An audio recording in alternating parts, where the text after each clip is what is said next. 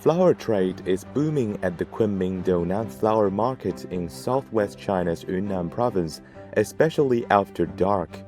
As Asia's largest fresh-cut flower trading market and a reliable barometer of China's flower market prowess, the market has exported flowers to more than 40 countries and regions. 我们每天大概交易21个小时，从凌晨4点开始，我们大概平均每天交易3000多万支鲜花。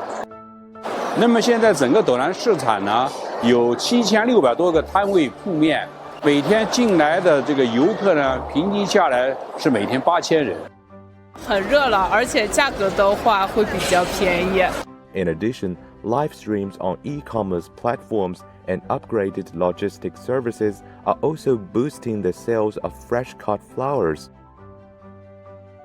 目前我们每天的话都是1200到1300左右，从下午4点开始，一直到晚上的11点半。